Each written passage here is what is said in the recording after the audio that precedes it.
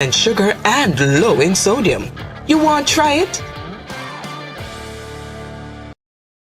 Of 18 Jamaican herbs and spices, add delicious, bold flavor to your next grilling experience. Flavoring sauce, a marinade, basting, condiment, or topping. Trick Nick Jerk Barbecue Sauce.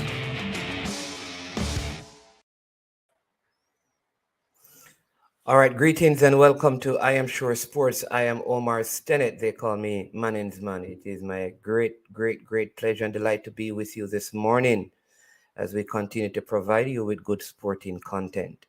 Today, we want to discuss the matter concerning Wadadah Football Club out there in Montego Bay and their exclusion or their right to play the game against Mobile United to go up into the Premier League as a replacement for UE. They have lost that due to some inconsistencies with the rules and the regulations, and they're presently putting forward an appeal to have that rectified. Of course, we spoke with Mr. Daniel Ricketts, and he told us that the most recent appeal by them was based on an observation by KSAFA, where they found that the rule really would mean that Mobile United should not be in the playoff, and should not be given this spot. And so where do we go from there? Mr. Ricketts took, and this is Daniel Ricketts, don't want you to get the Ricketts wrong right now. Mr. Daniel Ricketts took 45 minutes to explain and express himself, and then he said we should speak to someone from KSAFA who would then be able to further explain and give a solution to the matter. And so this morning we have with us Mr. Carvel Stewart. He is a builder, not just of building, but he has worked in the building of the Harborview Football Club and building of many lives out there in East Kingston or at Harborview Football Club. You think about Ricardo Bibi Gardner, Fabian Taylor, Jeremy Lynch, Donald Stewart, Clifton Waugh, and the list, Donald Foley Stewart. I mean, the list could go on and on. And these are more like recent names. We could go all the way back to when probably he and Mr. Clive Giardini and some others were probably getting some 6 loves and some 12 loves out there representing Harborview. But we will not talk about his exploit on the football field. We'll talk about it from a leadership and a management perspective as he comes in this morning to share his side of the story, really, and to bring further clarity to this matter. So here you have him, the wiser one, Mr. Stewart. How are you doing this morning, sir? I'm fine, and good morning to your viewers. Thank you so much. All right, you have been a part of this whole situation concerning originally a playoff game that was supposed to take place between Mobile United and Wadadah, both of Montego Bay. The initial reports were that the Mobile United did not meet the 130 points, I believe, minimum expectation to matriculate into even a playoff game. We weren't sure if Mobile United met that, but nothing was said about them. So the assumption is whatever requirement they would have met. Then it was after that Mr. Ricketts came out and said the portal, which is the connect that the JFF have, he was not able to maneuver it, and persons within the JFF didn't offer any help. And so based on that, he felt like he was unjustly and unfairly treated. All right, having some discussions, and I just kind of going quickly because I know we have limited time. He went on to say, after that, something else arose, which is the matter of what the rule actually says, because the rule says that the teams that are to play is a team that finishes 11th place in the most recent league completion of the league, completed league, and that team would have been Humble Lion, who are not being relegated, and then the third place team in the most recent playoff, which would be Wadadah. So that means Mobile United is not even in the picture based on when the rule was established and what the rule states. But I mean, you have gone through all the documents. Can you explain further for the viewers this morning what the situation is? Good morning again to you and the viewers. First of all, some context. The rules on which they are depending were issued to the clubs. At least it was before the third game of the league. In other words, the league started out without any rules, and the rules were only handed to them somewhere in the third week of the league. Now, the rule says that, as you know, that the games really ought to have been played before the start of the league. So, despite all that has been said, the rule what made Montego Bay null and void at the time, because the next league that would have been completed is the current one, in which you rightly said Humber Lion finished 11. So JFF, and again, and I have been public and I have been reported as pointing out the gross incompetence of this JFF. And Montego Bay became ineligible in accordance with that rule because of the incompetence of the JFF. Again, no matter what they say about the time that you withdrew and so on, they could then have made a decision that would have enabled the playoff. Doesn't matter. It is you, since you know you are going to have this rule.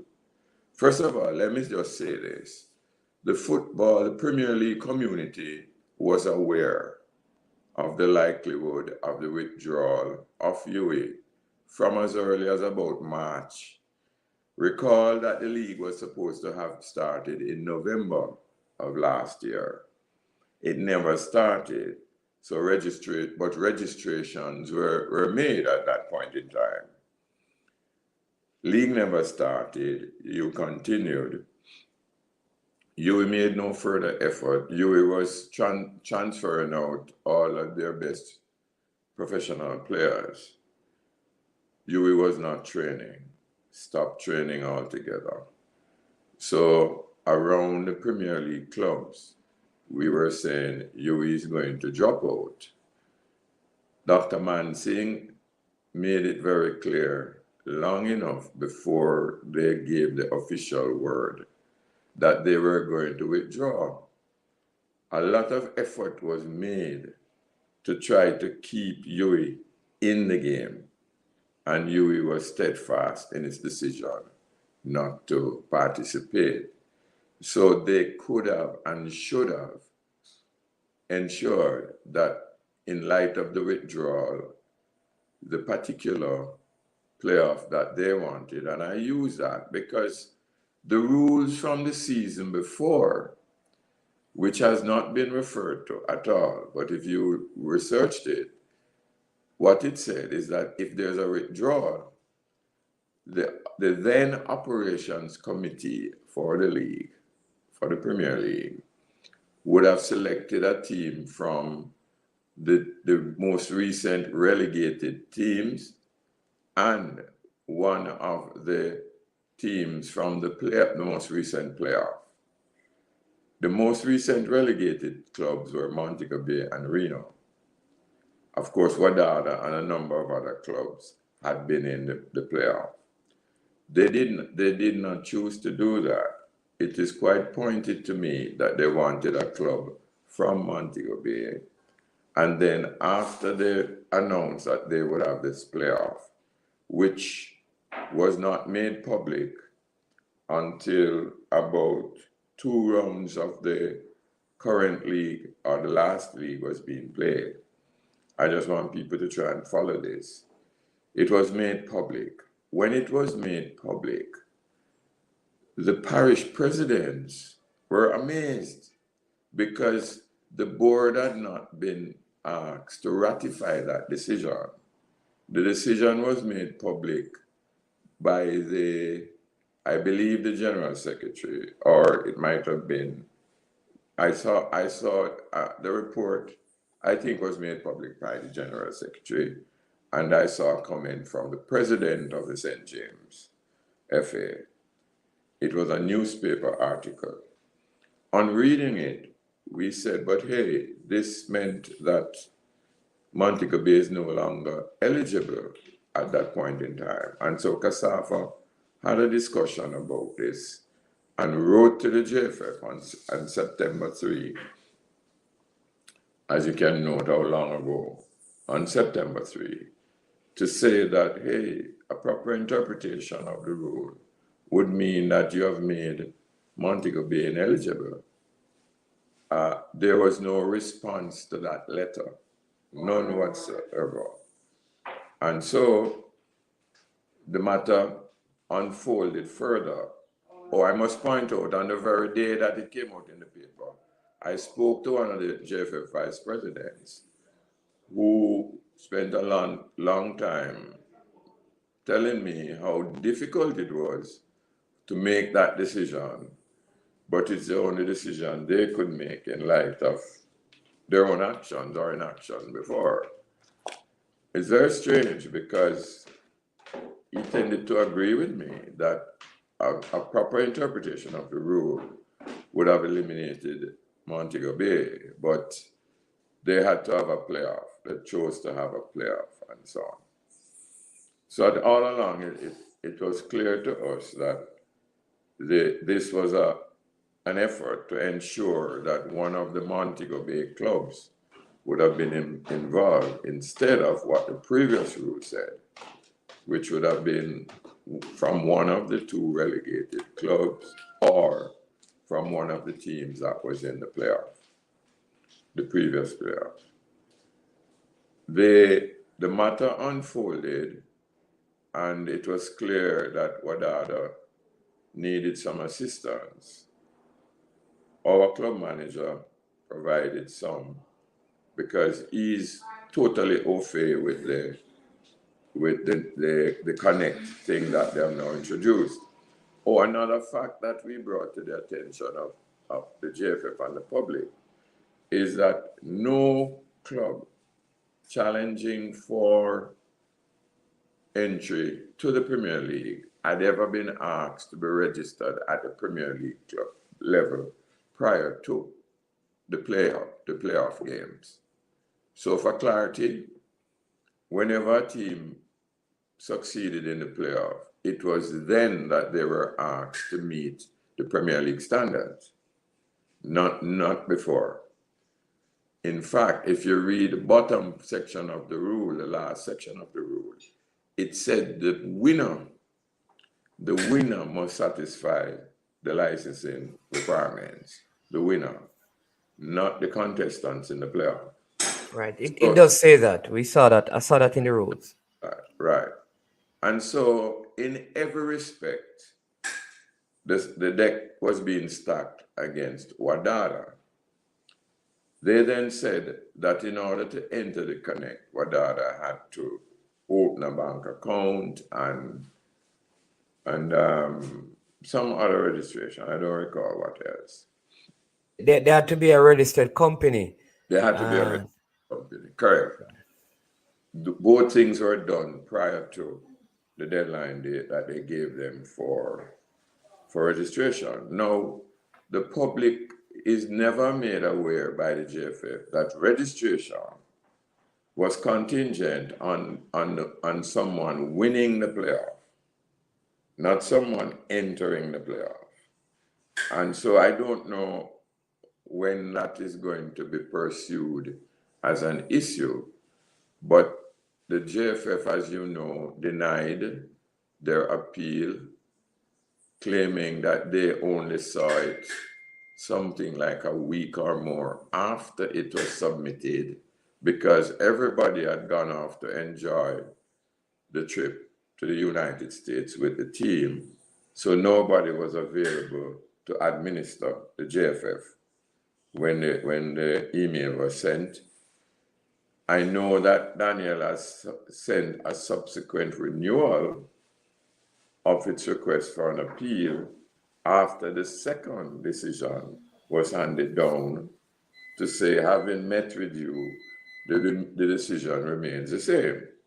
So I think at that point he did not, it was after he made the first appeal that he learned of the rule about which was pointed out to him, he said, from by KSAFA representative. I think his first complaint was he could not get into the connect, and he had to sought help with the being an admin and adding the names, and then it is now right. So he's now appealing on the basis of the rules are not being followed. Yes, he could not. He could not get in, and he was not enabled to get in. And I'm aware, because of a conversation that I have had at the highest level and a note that was posted in a chat group that I'm in that made it clear to me that Montego Bay was assisted. And the reason given in that chat group why Wadadah was not assisted is that Wadadah apparently was made out to have been arrogant or cocksure because someone had given them an assurance that they were the team. Now, Daniel told me that the president of St. James had told him that Wadadah was the team. So maybe in trying to adhere to the requirement to register, he was told that, work it out yourself kind of thing. At the meeting that they afforded him, at which the president was present, and made him know that he was granting him the favor, it was then that he was able to actually register, right, because someone came on and walked him through, actually made the comment that there was no way that he could have entered at that time. And so it made it look like, and in my opinion, enforced, that they were ensuring that Wadadah would be unable to register. And I've said it before, and I have no hesitance in repeating it, that it appears that it was arranged to enable one club to register and another not to, while the need for that type of registration was totally abnormal and is enforced in the rule that the winner of the playoff is the one who has to undergo that kind of registration and scrutiny. Which would make sense, because why would the team that loses the playoff game need to go through all of that if they're not going to be in the Premier League? So it does make sense to wait until you have a winner, because you would not want to put both teams through that kind of rigorous getting stuff into place and they don't go through. Well, the prior standard was that the club would have been registered with his parish association, which he was. That is the prior standard, because he was even actually told that he could not add any players. It had to be the players that he had registered with St. James. So when you walk through all of the way in which the JFF handled Wadadah in this situation, it is, for me, abundantly clear that they had no intention to host a playoff. There was nothing in place for a playoff, by the way. It was purely talk. They had nothing done to host a playoff. And as I said, without fear of successful contradiction, Mobe had been assisted in registering. while Wadadah was denied access to register. And this unfolded and was manifested in that meeting when for the first time they were let in to the system of registration. So it is unfair, it is unjust.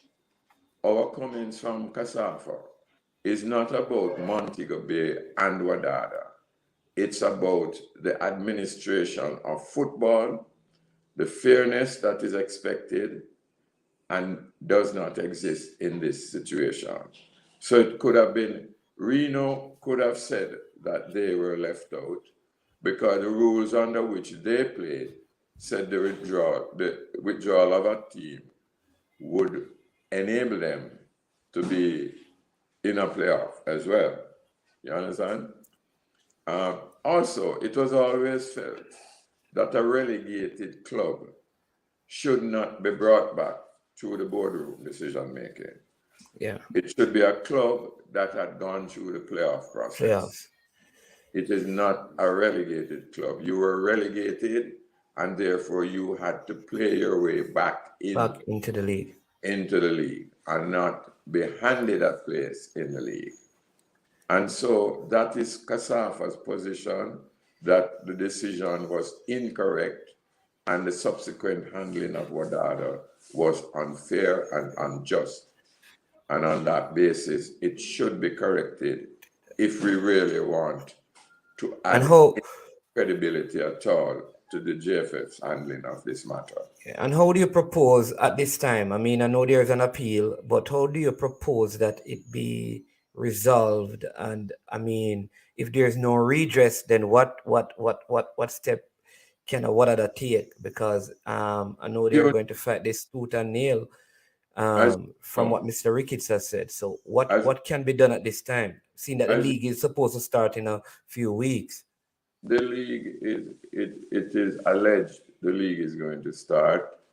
As the chairman of a club that is in the league, I have my doubts, because despite the public display, a lot of it was just public relations, right? There are serious financial shortcomings despite the public delay. That is another matter. I'll just leave it at that. Okay. There are major financial shortcomings. Well, Mr. Ricketts did, but I mean, I said that, how do you know that? Because he did suggest that there are clubs who have not gotten some of their monies. But like I said, that's a next discussion that's going to take. Yeah. But it's a fact. And it is being hidden, as is a lot of the shortcomings of what took place in the previous league, right? But we will leave it there, because I do take these issues on, because I think at all times we should be above board and transparent. And the administration of the league prior to the last, I didn't even regard it as a league. I've always said it's a tournament, because a league cannot be justified on 10 matches. And FIFA is very clear on a minimum of 25. Yes. As usual, the phone is going off. So a minimum of 25 for a league, games for a season to be regarded as a proper league, certainly at the top league in the country. So that is where it is. That is a clear position that KSAFA has taken, that it was unfair. The rule was inconsistently applied, therefore inaccurately applied, and the subsequent handling of Wadadah in the issue was unfair and unjust. Right. We don't think that there should have been a playoff, because it is quite clear what the situation is. The dishonesty about when the decision by UE was known to the people who could have made a decision for the playoff then, and when in an earlier comment it was suggested that they had advised the clubs of the playoff prior to the season, On learning when Wadadah was advised, I made it public that that was not true. And then that was walked back in a subsequent statement on the radio. So the way it's been handled and the way it's been proceeded with is totally pointed to an obvious result, which is not what football is about. Football is that you play the game on the field for 90 minutes or 120 minutes, depending on the rule. And the winner at the end of all of that is the one that goes through, not the one that you decide you want to be in the league. So what you want to see now then is a Wadadah versus, and there is enough time for Wadadah to play against Mobile United, or you don't want to see a playoff just promote Wadadah because Mobile should not be a part of the conversation, or let the match go on. Ideally, Wadadah should be the team that goes directly into the Premier League. The JFF have boxed themselves into a corner. They don't care about that, though. The business of forthrightness is not always a strength that they have. And therefore, it might help them if they could find a way of backing off and allowing a playoff. I know they did not desire a playoff. One of the clubs is much more prepared and better and more ready for a playoff. And that club is Wadadah. So avoidance of the playoff suits the situation, suits the outcome that they have sought, and they really should desist from that type of behavior. They really should. And at least allow a proper audience for the club to hear and discuss the rules in front of an independent group of persons, and then abide by the decision of that group. So it's really a potpourri of possibilities, but the real honest one would be that the third place team from the most recent playoff goes to the Premier League, because the most recent league ended with Humberland in the 11th place, and there was no 12th place. And there was no relegation. No relegation also. There was no 12th place, there was no relegation. And so that void could be filled by the third team from the most recent playoff. And is there any scenario where they could say, okay, just bring in Wadadah, bring in Mobile United, or that would further complicate the matter? I think it would, because if only because you were unable to finance an 11 teams, 10-round competition. Yes. How are you going to finance a 13 team or even a 12 team? And I think the club should know this clearly before they venture off into another set of competitions where, again, they end up with their own indebtedness. So it's not just the league that is now indebted. The clubs are also indebted, because I understand players have not been paid for September because the clubs are not. Whoa. I mean, all right. Listen, so these things need to be straightened out and to go forward. Well, listen, I thank you for the clarity, Mr. Stewart, because we really needed to hear some of this. It is unfortunate that in a time like this, it is administrative blunder sometimes that causes like the spotlight to be on the football and not success on the field. Correct. Which is what it should be. It's so unfortunate that we consistently see these things just right across football at this level and the senior level, and you just don't know. It's just like you're building up to just fall back down. And it should be pointed out that it should be emphasized that the administrative blunder to which you refer is that playoff should have taken place before the start of the most recent league, as described by them. The most recent league ended in October, and the playoff could have been had before then. The excuse is that you didn't want to delay it. That does not matter. You have delayed it. You came in and you declared the league before null and void, long before there was even a death from the virus, right? Recall that was what was done. And we are among the few countries who did not complete their league. So you made that one null and void. You said that the next one would start in November. You could not. And then you started something in June of the following year, right? So what would have stopped you from starting in July or August? And then playing the playoff game. To enable the playoff game. Okay. If you really wanted to have the playoff game. Yeah. Right? So all of that was administrative, and all of that is the JFF who made Montego Bay United ineligible when they did.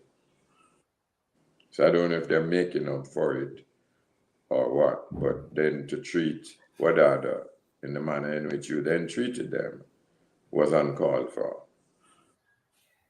Yeah. Well, this is like I said, just for the good of football. I hope the matter is resolved, and that we can have the 12 teams and it be done in the right way, because I always tell people, you can't do the wrong thing and ever get right result. It may look right, but it's just like you're in construction, and if you don't do the mixing of the cement and sand and those things, it may look good, but after a while the flaws are going to cause problems. You have to do it right. I took the precaution of studying before I went into it. There you go. So no, I agree with you. The things are to be properly done, anticipated, and so on. What they did is that for the first time in 13 years, they took over and demanded the takeover of the running of the league. The league had been run for 12 years successfully by PLC, right? If you can recall. Right. You got your results, you got your teams, everything was played out fully. Then suddenly you decide to take it back, and you have no one in your ranks who knew anything about running and managing a league of that time. And so you come up with these blunders.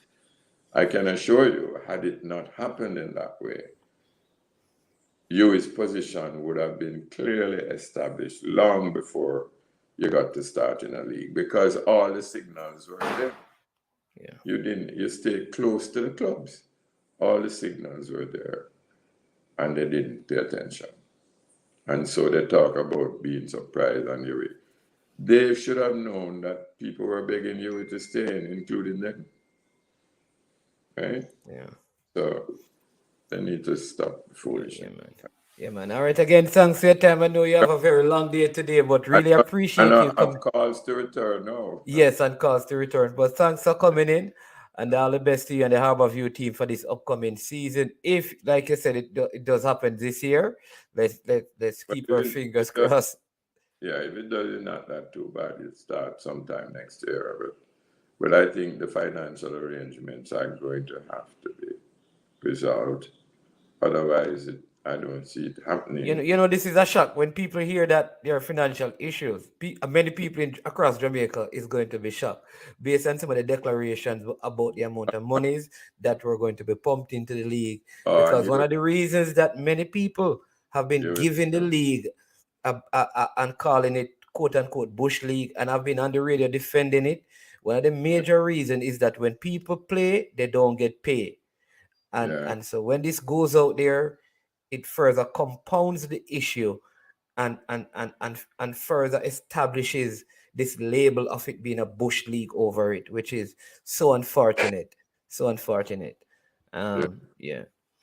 But I think what we ought to do, and ought to make sure, I'm not sure how many of the clubs have not paid. We were told that some say that they have not paid their players. So I can't tell you for sure. Yeah. We're unable to pay. So, Or could it be a case where the clubs got the money and they use it for other things? And so they no, can't. no, they didn't get any money for September. They got June, July, and August. Okay. They So got there's 1 month. July, August. They didn't get. I'm trying to remember. I know that the September payment was not made. We're now in October, right? October, yeah. Ending October. There's Payment 3 days left, yeah. that they were told. I know they were told sometime in this month that they are unable to pay at that time. I think they're hoping to pay at some other time, but they weren't able to pay then. Yeah. All right.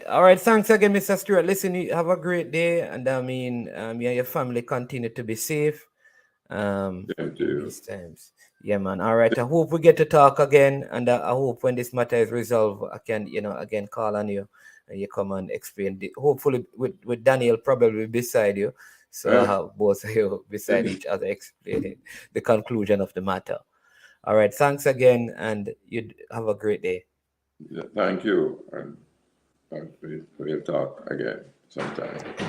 All right. All right. All right, there you have it, people. That was Mr. Carvel Stewart of KSAFA shedding further light on this issue of Wadadah not being afforded the opportunity to play a playoff game to qualify for the new season of the Jamaica Premier League. You have heard Daniel Ricketts, you have heard Carvel Stewart. We hope to get someone from the organizing committee to also give perspective from their position, someone from within the JFF, hopefully, to come and speak on the matter. People, please make sure you hit the like button. If you have not subscribed to the channel, please subscribe to the channel. That's how you support the work that we're doing. That's how you show us some love. Let's spread the love. Smash that like button, smash that subscribe button right now. Don't delay, don't wait. All right, we want to thank the sponsors for this video. The sponsors for this video, they are Tricknick. Yes, Tricknick is a Jamaican-owned company that operates in Canada. They use Jamaican herbs and spices to make all their products. They make jerk marinade, jerk sauce, barbecue sauce. They even make curry paste. And so you need to check them out, right, at www.tricknick.ca. And if you use this code, I am sure sports 001, you get 25% discount on all their products. Here's what you can also do. When you go there, they have an excellent shipping pricing that allows them to ship worldwide, and you get a ridiculous discount on your shipping depending on the amount that you spend. So check them out, www.tricknick.ca. And people have been saying, what does the trick mean? Because this person was a magician. Yes. And so that's where that comes from. But let us end this video with a word from our sponsors, Tricknick Catering. Jerk marinade gives your meats and vegetables authentic Jamaican jerk flavor. The spices are directly from Jamaica. Spices like jerk seasoning, allspice, Scotch bonnet pepper, fresh scallions, thyme, ginger, and garlic. The key ingredients to a great jerk marinade. 0% sugar and low in sodium. You want to try it?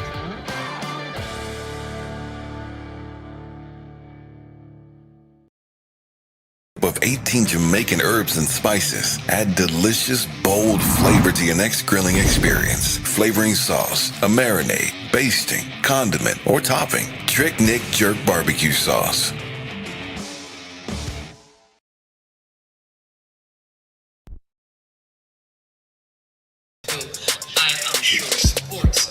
I am sure sports. You know me there. I'm coast to coast representing. I mean, say this is righteous representing for Omar. You don't know, come get the sports over here from near and far. Boy. Me say I am sure sports, one thing me sure about. When me say sure, that me not doubt.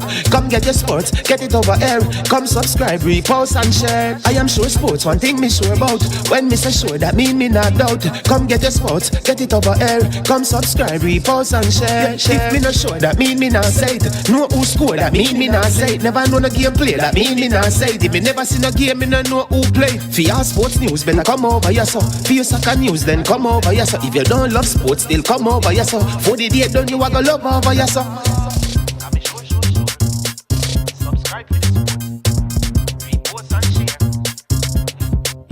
So when it comes on to behavior concerning football, Jamaica is decent.